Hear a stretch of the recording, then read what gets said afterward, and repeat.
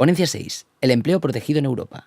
No sé si decir buenos días o buenas tardes, porque como la de María han comido ya, o no vamos a comer, pues ya prácticamente ya son buenas tardes. Nosotros teníamos que hacer la ponencia antes del coffee break. La verdad es que Judith y yo confiamos en la calidad de nuestra ponencia, pero no nos veíamos capacitados de competir con el jamón. Así que hemos optado por hacer primero el coffee break y después empezar con la ponencia. Como vamos muy tarde, teníamos 45 minutos, intentaremos ser lo más concisos posibles dentro de nuestras posibilidades. Bueno, aquí quedan los privilegiados, que sois los que habéis soportado el aire acondicionado de estos 2 días. Los que no están porque están en cama. Yo, desde luego, si no estuviese aquí, estaría en cama, porque tengo la garganta fatal. Por primera vez en los 12 congresos que estamos aquí en CONACE, por primera vez se habla de temas de Europa, y por primera vez han salido durante las ponencias este famoso de Europa 2020, ¿no? Europa 2020 se hace un programa de 2010 o 2020 y se hacen 20 propuestas. Dentro de esas 20 propuestas hay una serie de acciones, y una de estas acciones es el tema de la discapacidad. Y dentro del tema de la discapacidad, curiosamente, se habla del trabajo protegido y del incremento de puestos de trabajo en trabajo protegido en Europa.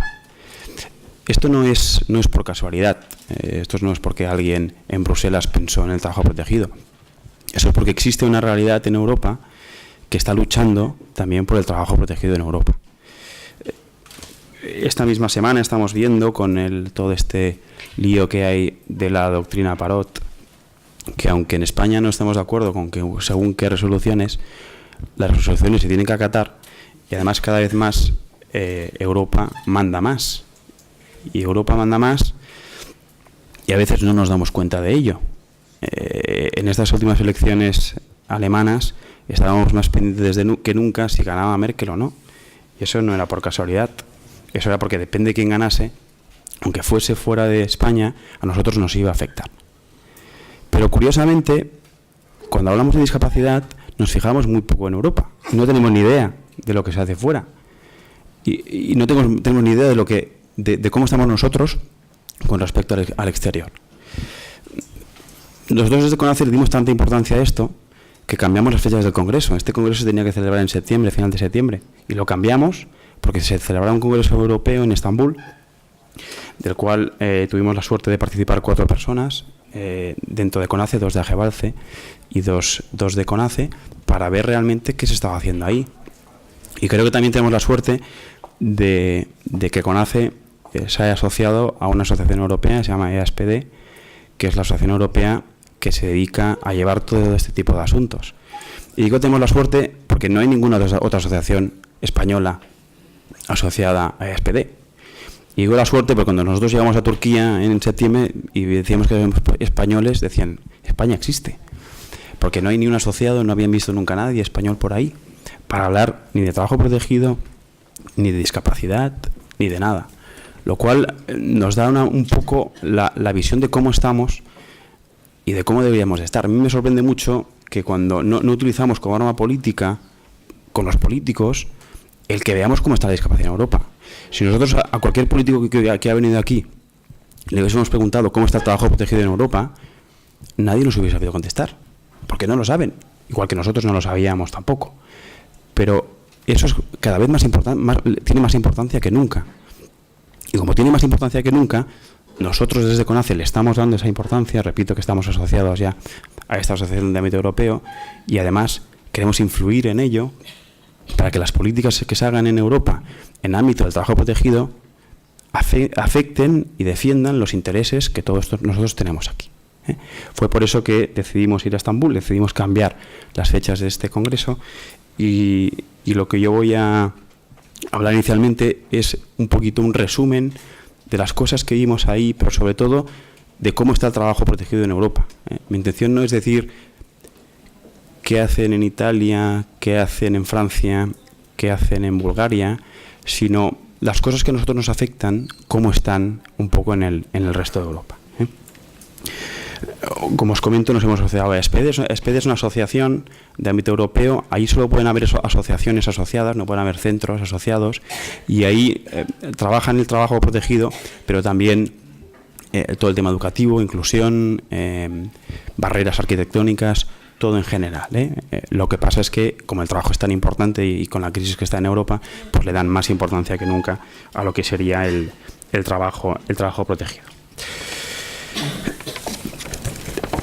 Más de 20 países en Europa tienen trabajo protegido, pero Judith me comentaba, yo no lo sabía, yo me comentaba que aproximadamente 88 países en todo el mundo tienen trabajo protegido.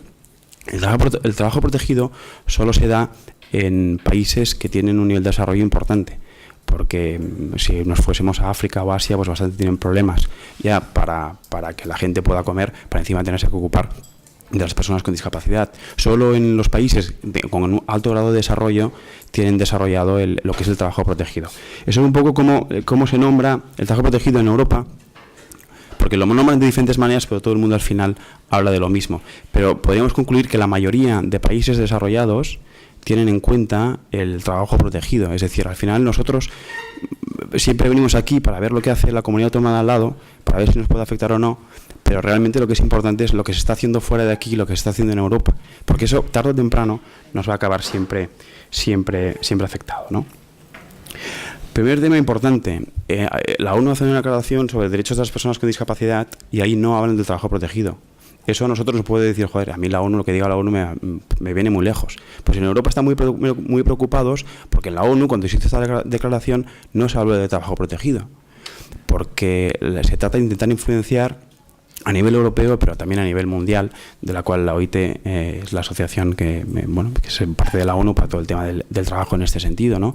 Pero a mí me sorprende positivamente el que haya gente trabajando en Europa para que en la ONU también, cuando hablan de discapacidad, no se me ve bien. Pero ahora, ¿se me ve mejor ahora? ¿Sí? Vale. Pues cuando se habla de trabajo protegido también, se habla de derechos de personas con discapacidad, también se hable de derechos de personas con discapacidad dentro de lo que sería el trabajo protegido. Sin embargo, el Parlamento Europeo sí que reconoce el valor del trabajo protegido. Es decir, en Europa son conscientes que hay una realidad que funciona y la tienen bien considerada. Eso sí, siempre con una finalidad a nivel de todos los estados funciona así, aunque luego veremos que está empezando a cambiar, pero con una finalidad del trabajo ordinario y del trabajo en la empresa ordinaria, como con el tránsito, para que nos entendamos. El Consejo de la Unión Europea considera el trabajo protegido con un medio muy adecuado para el empleo de personas con discapacidad. Estas declaraciones son las que hacen que cuando luego se hace el 2020, cuando se habla de discapacidad también se habla de trabajo protegido. Si en la Unión Europea estas cosas no se hubiesen tratado, no lo hubiesen metido en el 2020, y al no meterlo en el 2020 no sería uno de los objetivos de cada uno de los estados, y al no ser uno de los objetivos de cada uno de los estados, a nosotros no nos afectaría positivamente el hecho de que el Estado español tenga un compromiso de incrementar las personas con discapacidad en los centros especiales de empleo. Mi discurso va a ir solo para que nos demos cuenta de la importancia que tiene Europa y que hasta ahora, por desgracia, no hemos sido capaces de ver que ahí se cuece mucho y que hay una necesidad imperiosa de que nosotros como CONACYT también tengamos la capacidad de influir ahí. Entre 2 y 3 millones de personas en Europa trabajan en lo que es el trabajo protegido, 2 o 3 millones de personas, para que nos demos cuenta de la magnitud que tiene esto. 2 políticas muy diferentes en Europa. Norte de Europa, lo que serían países bálticos, Noruega, Dinamarca, el norte de Europa, donde el trabajo protegido está muy poco desarrollado. ¿Y por qué está muy poco desarrollado? Pues porque si tienen una ley que dicen que el 6% de las personas con discapacidad, o que las empresas de más de X trabajadores tienen que tener el 6% de personas con discapacidad y lo cumplen, como todas las empresas tienen el 6%, pues no hace falta que haya trabajo protegido porque todo el mundo está trabajando donde tiene que trabajar. Sin embargo, hay otra política que es la del sur de Europa. Hablo del sur de Europa, pero más centralizada también en Alemania. Alemania es el país donde más personas con trabajo protegido hay en Europa. O sea, cuando hablo del sur de Europa, plantear también Alemania, donde el trabajo protegido funciona muy bien. Y además, cada vez está creciendo más y se está apostando más en este sentido, ¿no? A fecha de hoy, que la política europea la marca Alemania, diría que para nosotros es una buena noticia el hecho de que en Alemania tengan muy desarrollado el trabajo protegido, tengan muy desarrollados los centros especiales de empleo y además funcionen, porque esto afecta a que cada vez haya más países que estén optando por lo que sería el trabajo protegido. Existen pocos países en los que las ayudas se dan en función de la capacidad productiva. Yo tengo identificado Francia, Bélgica y Portugal, en los cuales si una persona tiene, según el grado de discapacidad de la persona, se da una ayuda u otra. Entonces, cuanto más grado de discapacidad tiene la persona, más ayuda se da. Cuanto menos grado de discapacidad tiene la persona, menos ayuda se da. Serían los países, no es lo más común es que haya una ayuda igual para todos, pero sí que hay algunos países, como son estos tres, en los cuales la ayuda se da en función de la capacidad productiva de la persona. La transición del Centro Especial de Empleo a empresa ordinaria es algo que en toda Europa no funciona. Entre el 1 y el 2% hay de transición de media. O sea, la mayoría de países, o todos, tienen el Centro Especial de Empleo como en tránsito a la empresa ordinaria, pero no funciona en ningún país de Europa. Existe un modelo que funcione en este sentido, y por eso mismo algunos países, y esto ha salido también aquí en España, ya empezamos a decir si el trabajo protegido tiene que ser un tránsito o tiene que ser una finalidad. Este discurso, que los que trabajamos en centros especiales de empleo lo hemos dicho muchas veces, a nivel político no se decía, ahora se está empezando a decir, pero no solo en España, sino en otros países que están viendo que es una realidad que no se está cumpliendo y que al final la gente en los centros especiales de empleo está bien, y ¿por qué no tiene que ser esto también una finalidad y no solo un tránsito, ¿no? En Europa los centros especiales de empleo el trabajo protegido es de origen asociativo principalmente, pero no hay ningún país que prohíba la iniciativa privada, ninguno. Lo que pasa es que hay una realidad y hay un mayor porcentaje. En España esto no nos pasa, pero en el resto de Europa sí que pasa que hay un mayor porcentaje de centros especiales de empleo que son de iniciativa social a los centros especiales de empleo que son de iniciativa privada. Pero repito, no hay ningún país del Estado que lo prohíba. Solo en Bélgica es el único sitio donde nosotros hemos visto en el cual las SLs pueden hacer trabajo protegido, pero tiene que tener esta cláusula en la cual la distribución de beneficios, no pueden distribuir beneficios y todo se tiene que reinvertir dentro de la empresa. Es el único país donde hay una limitación, pero no lo prohíben, sino que lo limitan en este sentido. Todos los países de la Unión Europea lo que sí que tienen es la cuota de reserva, la cuota de reserva que varía entre el 2 y el 6%.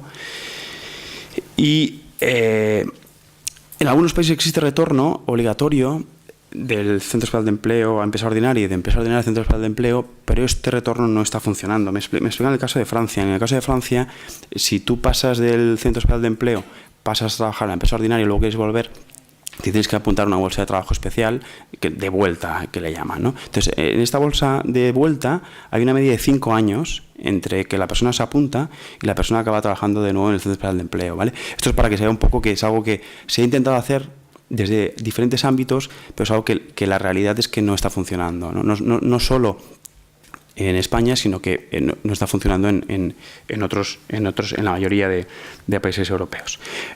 El mercado laboral funciona y funciona muy bien en el resto de Europa. Nosotros aquí no hemos conseguido que funcione, pero el mercado laboral es una realidad sobre todo en países como Alemania, que la industria está mucho más desarrollada que aquí. Son fórmulas que funcionan desde hace mucho tiempo, funcionan bien y ellos lo tienen como un elemento más común de la inserción del trabajo protegido de personas con discapacidad. Aquí lo hemos intentado, hemos tenido una segunda ley. No acabamos de entenderlo suficientemente bien, quizás ni los centros especiales de empleo, ni quizás la administración pública, lo que sería el enclave laboral. No conseguimos que sea algo que funcione, pero es una realidad que está funcionando en Europa, repito, sobre todo en los países más desarrollados, pero por un tema que la industria allí funciona diferente. En Europa, evidentemente, no se plantea nada sobre especiales dificultades, porque como aquí tampoco sabemos lo que son las especiales dificultades, allí tampoco, cuando tú preguntas, oye, y esto, no saben ni de qué estás hablando, ¿no? Lo que sí que hay, como anteriormente he dicho, sí que existen algunos países que la ayuda la dan en función de la capacidad productiva o del porcentaje de discapacidad que tiene una persona, pero especiales dificultades no saben lo que es. Y si sacas el tema del ánimo de lucro, sin ánimo de lucro, es que entonces ya te miran diciendo, pero ¿qué me está contando este tío? No lo habrán entendido porque no me habéis expresado bien en inglés. Porque de verdad que es que cuando planteas este tema a gente que trabaja en empleo protegido en Europa, y estoy hablando que la mayoría son de ámbito asociativo, te está diciendo, pero ¿qué me está contando? Si al final de lo que se trata es de integrar personas con discapacidad y no de dónde viene una cosa u otra, ¿no? Me parece muy importante este dato porque sinceramente pienso que si muchos de los políticos españoles supiesen cuál es la realidad fuera de aquí y supiesen cuál es la realidad en el mundo y cuál es la realidad en Europa, a lo mejor eso haría que pudiésemos ver las cosas de una manera diferente. Yo el otro día planteaba que a veces, claro, cuando tú tienes uno que te dice sí y otro que te dice no y tú has de mediar, pues intentas llegar a un acuerdo que sea lo más factible entre las dos partes. Aquí no se trata de eso, aquí es una parte contra el resto del mundo y eso lo hemos de hacer ver a la gente, y para hacerlo ver a la gente les hemos de enseñar qué se está haciendo en el mundo y qué se está haciendo en Europa. El tema de recortes, el tema de la crisis está afectando también a la mayoría de países. La mayoría de países tienen las ayudas congeladas. En algún país como en Bélgica sí que los centros de empleo funcionan tanto a nivel legislativo como a nivel de ayudas por autonomías, pero en la mayoría de países no funciona por autonomías, sino que funciona por partidas del Gobierno Central, y el Gobierno Central tiene congeladas las partidas destinadas a discapacidad desde hace también un par o tres de años en muchos de los países europeos que trabajan con trabajo protegido, y en algún país también tienen limitadas las nuevas autorizaciones de centros especiales de empleo. Lo que sí que fomentan es lo que sería la compra de licencias a cualquier empresa que quiera entrar desde fuera. Entonces, bueno, la crisis al final está afectando en mayor o menor medida a lo que es la realidad de los centros especiales de empleo. Las medidas alternativas solo funcionan en España y en Chequia. Es curioso esto, porque aquí funciona en el año 2010, lo tenemos todos esto muy por la mano, pero las medidas alternativas no funcionan. Solo funcionan en España y en Chequia. En ningún otro país las empresas pueden hacer medidas alternativas para cumplir con la ley. Pongo el caso de Arabia Saudita porque es muy curioso. En Arabia Saudita tú tienes obligación de contratar sauditas, pero los sauditas, que cobran mucho por el petróleo y no trabajan, las empresas dicen, para contratar discapacitados lo que hacemos es, por cada discapacitado que contrates, te ahorras 4 sauditas que no tienes que contratar. Entonces la gente lo que hace es contrata a un discapacitado, lo pone en su casa que no haga nada, y se ahorra 4 sauditas que van a estar en la empresa sin hacer absolutamente nada. Me parece un ejemplo curioso de cómo se desarrolla este tema de medidas alternativas en la empresa, pero bueno, es curioso y funciona de esta manera, pero es un caso único. Otro caso único en España, que creo que no debería ser así, porque creo que funciona muy bien y es un buen ejemplo, es el tema de las cláusulas sociales. Cuando yo explicaba que teníamos cláusulas sociales en España y que además cada vez se extiende más, cuando la contratación pública cada vez tiene más en cuenta el trabajo protegido o las empresas que contratan personas con discapacidad, todo el mundo se lo apuntaba como decir, ostras, esto es una idea fantástica y maravillosa. Pues esta idea fantástica y maravillosa, que hayamos tenido constancia, no funciona en ningún otro país europeo. Son de estas cosas que creo que desde CONACE deberíamos influir a nivel europeo para que se traslade a la mayoría de países posibles, para que eso se vaya consolidando, porque al final puede ser un tema que salga desde aquí, que sea bueno, pero que se nos quede aquí. Y bueno, son estas cosas que para nosotros es algo muy común, pero sabes fuera y nadie sabe de qué va el tema. Morir de éxito, caso de Irlanda. Me parece un caso a modo de reflexión para todos. En Irlanda el trabajo protegido funcionaba muy bien. Funcionaba tan bien que se extendieron y se hicieron todos muy grandes. Funcionaba tan bien que eran tan grandes que vino la crisis del 2007. Funcionaban también, eran tan grandes que con la crisis del 2007 los rescataron. Cuando los rescataron, vieron que el Estado no podía mantener el empleo protegido con el desarrollo que tenían en Irlanda. Y lo que hicieron fue hacer un programa y entre 2 y 4 años desapareció el empleo protegido en Irlanda. Y entonces transformaron todo lo que era empleo protegido en empresa ordinaria, con unas ayudas, en las cuales las ayudas las tenía la persona y no las tenía el centro, y las ayudas las tenía la persona independientemente de cuál fuera independientemente de cuál fuera la tipología de centro. Esta persona tiene esta ayuda, la contrata una empresa ordinaria o un centro especial de empleo. Eso ha hecho que la mayoría de lo que era trabajo protegido continúe funcionando, pero ha habido una transformación y esa transformación se ha producido porque el éxito de este sistema hizo que el Estado, finalmente, en una época de crisis como la que tuvo Irlanda, recordemos que fue el primer país que se rescató, pues no lo pudieron contener, ¿eh? Entonces me parece una reflexión también, porque muchas veces se trata tratamos de pedir ayudas y ayudas y ayudas. A nosotros lo del 75% que se dio en el 2010 nos pareció muy mal y lo dijimos, porque no es el tipo de ayuda que se tiene que dar, sino entendíamos que tenía que ir por otra línea. Pero no nos olvidemos de casos como el de Irlanda, de que a veces también en este tipo de temas se puede morir de éxito. Por último, yo quería hacer 3 recomendaciones. Primero, yo creo que hemos de transmitir, porque esto no se hace y no lo ha hecho nadie, a las autoridades españolas qué se está haciendo en Europa, qué se hace y qué no se hace, qué funciona y qué no funciona, para que a la hora de legislar lo tengan en cuenta.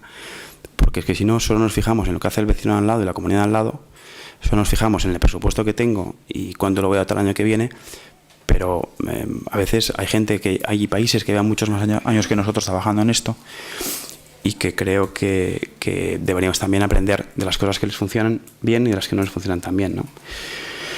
Creo que hemos de tener una presencia activa en EASPD, en esta asociación europea en la cual ahora estamos, y las buenas prácticas que nosotros tenemos y nos funcionan, deberíamos intentar que se produzcan y que se hagan en otros países europeos, porque de esa manera se consolidará y a nosotros también nos beneficia directamente. Porque llegará un momento en el que, si en las recomendaciones del Parlamento Europeo también saliesen cosas como cláusulas sociales o saliesen cosas como medidas alternativas, a nosotros nos consolidaría más, porque haría que se considerase como una buena práctica, no solo actualmente residual a nivel español y checo, sino común para toda Europa. Y también, como alternativa, creo que sería bueno a lo mejor hacer alguna misión a Bruselas, llevarnos a algún político de aquí y que desde ahí les explicasen cómo funcionan las cosas, porque creemos que eso sinceramente podría ayudar a que se nos vea de otra manera y no se nos vea como unos competidores sino que se nos vea como alguien que va hacia adelante con el camino que Europa está recorriendo, y que el futuro es Europa. Y el futuro no es lo que hagan Europa o el mundo, en el futuro no es lo que hagan un sector u otro de la discapacidad dentro de nuestro país. Muy bien, yo creo que he sido breve, no os podéis quejar.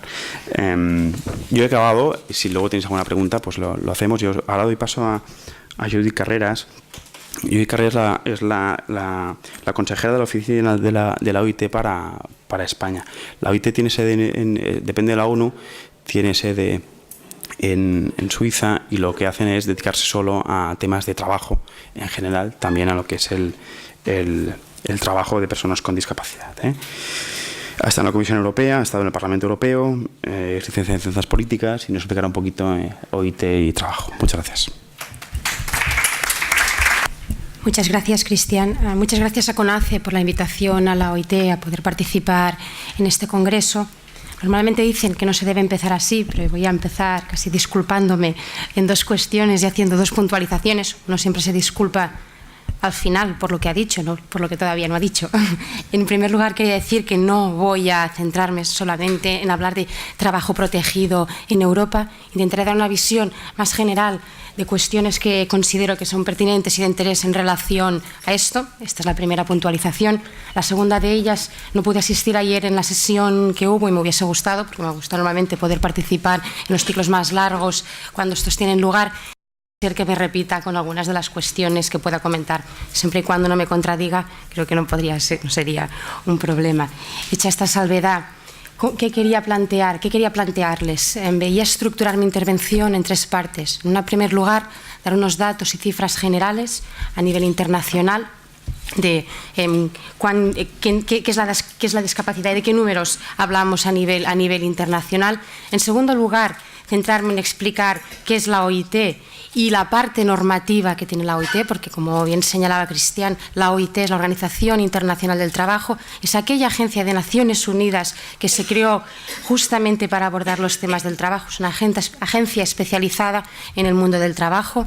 Y en tercer lugar, me gustaría presentar en concreto algunas de las iniciativas que está llevando a cabo la OIT y que considero que pueden ser de interés conocerse aquí, incluso valorar en un momento determinado su participación en las mismas, en esa línea que comentaba de relaciones a nivel europeo y diría a nivel internacional. Empezando por el primer punto, cuando hablamos de cifras, muchas veces vemos que alguna gente dice cifras, desafío, también vemos que ponen cifras, potencial, y creo que justamente incluso en ese potencial o desafío hay abordajes muy distintos a la cuestión. El punto de partida yo quería señalar que la discapacidad forma parte de la condición humana, pues casi toda persona sufrirá en algún momento de su vida esa discapacidad transitoria o permanente, ya sea por cuestiones de nacimiento, accidentales o por envejecimiento. Si pensamos en cuánto supone esto a nivel mundial, probablemente son cifras que ya conozcas, se habla en estudios que se han hecho de 1.000 millones de personas. 1.000 millones de personas supone que un 15% de la población mundial vive con algún tipo de discapacidad y estas cifras van a ir en aumento. Pero es distinto, hemos visto en los distintos países, aquí señalábamos en torno a un 10%, pero a nivel mundial estamos hablando de un 15%, pero incluso si desagregamos más ese dato, veremos que de esos 1.000 millones de personas, 750 millones de personas están en edad activa de trabajar. Significa que 750 millones de personas es la población que tiene Europa, no la Unión Europea, sino Europa pensando desde Lisboa casi hasta Vladivostok. Es una población muy importante. ¿Y por qué señalo eso?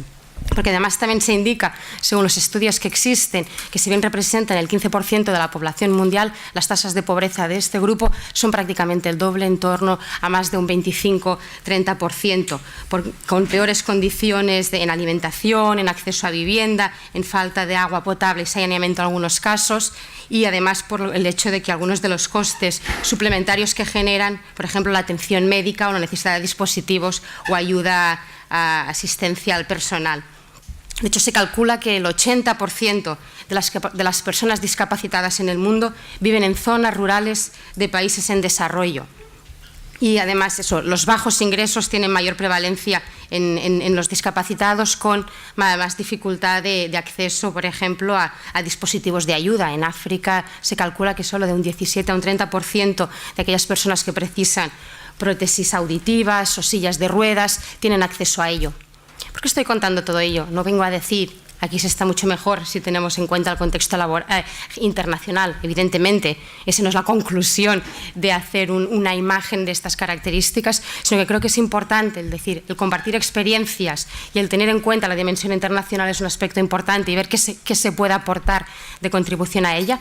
Pero además de eso, el otro aspecto importante yo creo que es hablar del papel determinante que tiene el entorno cuando hablamos de discapacidad. Es decir, cuando hablamos de discapacidad no solamente entendemos solamente como una deficiencia, sino el desajuste que se produce entre el ecosistema social y las capacidades diferenciadas de las personas. Y vemos que a entornos más favorables las cifras que dábamos son distintas. Y hablando de entorno, el trabajo es un aspecto muy importante justamente en cómo se desarrolla el trabajo en ese entorno. El trabajo, no tengo que entrar a hablar, es un aspecto fundamental, el trabajo asalariado, porque produce autonomía a las personas, lo vemos más en momentos de crisis, porque te permite poder definir qué tipo de ocio quieres tener, porque te permite poder pensar en cómo desarrollar las relaciones con tu familia, porque es una forma también y un espacio relacional con la cual la centralidad del trabajo es evidente, está clara en un contexto de estas características con el público al que me estoy dirigiendo, pero sí que me parecía importante señalar ese papel tan importante que tiene el trabajo. Pero también lo pondría de otra manera. Además, desde la OIT se han hecho estudios donde se ve que el coste de excluir a las personas con discapacidad del mundo del trabajo supone de un 1 a un 7% de pérdida de PIB en los distintos países, con lo cual vemos que tiene una dimensión muy importante, individual para esas personas, pero colectiva como sociedad. Y quería ser el punto de partida en ese análisis de contexto. Entrando en la segunda parte, La parte normativa y qué es la OIT. Como les señalaba al principio, la OIT es aquella agencia especializada, es la primera que se creó justo después de la Primera Guerra Mundial, en 1919, una agencia especializada en el mundo del trabajo, y a diferencia, y me parecía importante explicarlo, de otras agencias de Naciones Unidas, cuando pensamos en Naciones Unidas pensamos en gobiernos, la OIT es una agencia de Naciones Unidas que se define como tripartita. ¿Por qué tripartita? Porque en la parte de la decisión política no solamente participan los gobiernos, sino también las organizaciones de trabajadores y las organizaciones de empleadores. Es decir, trabajadores y empresarios están presentes no solamente con voz, sino con voz y voto, con capacidad decisoria. Por eso decimos que todo aquello que se aprueba en la OIT tiene esa legitimidad reforzada por la participación de los agentes sociales en la misma. En ese sentido, ¿qué hace la OIT? ¿A qué se dedica? Una parte importante es toda la dimensión normativa, la elaboración de convenios que luego son ratificados por el Parlamento y pasan a ser ley, y también hablaré de una parte más de asistencia técnica con iniciativas concretas. En la parte legislativa, esta mañana se hablaba de la Convención, justo ahora también, de la Convención Internacional sobre los derechos de las personas con discapacidad, que entra en vigor el 2008, la importancia que tiene esta convención por el cambio que supone también de acercamiento, de pasar de un modelo médico-asistencial a un modelo centrado en derechos, la importancia de eso, y para nuestro caso, en el caso de la OIT, la importancia del artículo 27, que justamente versa sobre los temas de trabajo, donde, y si me permiten, voy a leerlo, donde se señala eso de que los Estados partes reconocen el derecho de las personas con discapacidad a trabajar en igualdad de condiciones con los demás. Y sigue, es el inicio del capítulo y sigue. Y quería que señalara una cuestión, quizá a raíz, si me permites, dando respuestas a lo que comentabas, que decías, no viene el trabajo protegido en esa convención. Así no viene el trabajo protegido, como no vienen tampoco las otras modalidades posibles de trabajo para las personas con discapacidad, con lo cual yo creo que aquí hay que verlo no como un problema, sino como una existencia de un reconocimiento de un fin que se quiere conseguir, y las modalidades es sobre lo que hay que trabajar. Fin que, por cierto, también habla de la importancia de asegurar que los trabajadores pues eso, no estén presentes también en el sector público, que haya derechos laborales, que haya el derecho a organización, como parte de esos elementos que vienen recogidos. Pero lo que sí que quería comentar era quizá poner a su conocimiento que, bueno, cuando la OIT ha venido trabajando en estos temas sobre discapacidad, pues, que se remonta en el año 1925, pero bueno, eso más allá de quien pueda tener un interés histórico, no a lo que nos atañe tiene menor interés. Sí quería señalar que existe un convenio, que es un convenio que se conoce como Convenio sobre la Readaptación Profesional y el Empleo, que es del año 83, que es un convenio que España ratificó en el año 90, y es lo que señalaba antes, que hay 88 países en el mundo que han ratificado ese convenio. ¿Qué dice ese convenio? Ese convenio señala cuestiones como la necesidad de que existan medidas adecuadas de readaptación profesional, la necesidad de basarse en el principio de igualdad de oportunidades, y además también el de tener que consultar a las organizaciones representativas de empleadores y de trabajadores, así como a las organizaciones de personas con discapacidad, sobre todo aquello que atañe, sobre todo aquello que les atañe en el mundo del trabajo. Y aquí, ¿dónde viene la dimensión del trabajo protegido? Justamente este convenio viene acompañado de una recomendación que sale donde justamente se señala que el mercado de trabajo, cuando el mercado de trabajo competitivo no sea apropiado, deberán potenciarse formas alternativas de empleo protegido o subvencionado. Y aquí es justamente donde sale como un conocimiento, en esa línea que comentaba, la importancia de eso. Decir sencillamente que si es una convención como es, que es ratificada por España, en esa nueva ley de discapacidad, en ese texto refundido, en el nuevo posible formato que pueda tener, son elementos que deben estar integrados en ellos. Por parte quizá de la OIT, y solamente por si puede resultar de interés señalar que en torno a los temas de trabajo protegido sí que reconozco distintas categorías de emplear a los trabajadores con discapacidad, y habla de lo que es el mercado de trabajo abierto competitivo, habla del empleo protegido, señala también la opción mixta, esta sí que se habla del empleo subvencionado, por ejemplo, existen en Estados Unidos, o también las empresas sociales, que en algunos sitios tienen más o menos fuerzas, o sea que básicamente recogen las distintas opciones que hay, analizando algunos de los elementos, digamos, ¿no?, de ventajas, de inconvenientes que se están identificando, y no entra a abordar más allá de ello. Quizás sí lo importante es que señala que hay, y ya se veía en la presentación que hacías antes, Cristian, esa disparidad muy grande de conceptos y esa disparidad muy grande de acercamiento en los países, incluso donde a veces personas con discapacidad en algunos sitios se consideran casi pacientes, en otras personas en formación, en otras personas trabajando. Lo que sí que está claro por parte de la OIT, y en ese sentido es muy claro también en esas convenciones, es que son trabajadores y como tal deben tener los mismos derechos y tener un trabajo decente, que por trabajo decente entendemos el acceso al trabajo, el tener seguridad social, el tener derechos y el tener la posibilidad de organización sindical. Dicho eso, no voy a entrar en las disquisiciones o más detalles sobre los elementos que hay en torno a la literatura sobre esto, si bien se puede quizá hacer después. Me voy a centrar en la parte que creo que les puede resultar más interesante, que es, muy bien, visto este panorama general, en lo concreto, ¿qué nos aporta esta intervención? En lo concreto, creo que podría señalar, por ejemplo, una de las iniciativas que ha impulsado la OIT, que salió en 2011, que se llama una red global de la OIT sobre empresas y discapacidad, que justamente agrupa a representantes de multinacionales, de organizaciones de empleadores y redes empresariales, así como una selección de organizaciones no gubernamentales de personas con discapacidad. ¿Cuál es el objetivo de esta red? Como señala, es una red que está dirigida a organizaciones empresariales. Pues por una parte busca 4 objetivos, muy en línea con lo que comentaba al principio. Busca identificar buenas prácticas que se estén llevando a cabo en empresas, sean, como decía, en empresas con trabajo protegido o en empresas digamos, pues abiertas y convencionales. También desarrollar productos y servicios conjuntas para empresas y empleadores.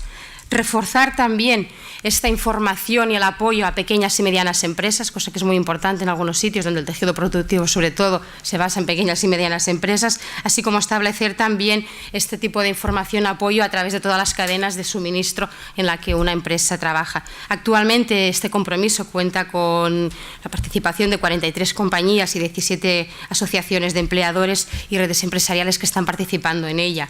Cuestiones específicas que se han hecho, por ejemplo, pues han sido publicaciones concretas y demás, pero a mí quizá lo que me parecía interesante era hablar de una publicación que existe, que han hecho sobre organizaciones de empleadores y redes empresariales, donde mira las distintas organizaciones y redes empresariales que hay y el trabajo que están haciendo sobre eso. Algunas de ellas son organizaciones empresariales que están que empiezan a abordar los temas de la discapacidad por una imposición normativa, otras por querer hacer más y un tema de responsabilidad social empresarial, y otras que son específicamente red de empleadores que trabajan sobre la discapacidad. Y, por ejemplo, entre los casos que quería comentarles, me resultaba interesante el de Nueva Zelanda, donde justamente son centros especializados de empleos para personas con discapacidades las que toman la iniciativa de hacer una evaluación y animar también a otros empresarios a que formen parte de esta red y empiecen a desarrollar políticas en torno a los temas de discapacidad, como parte de las publicaciones que pueden existir.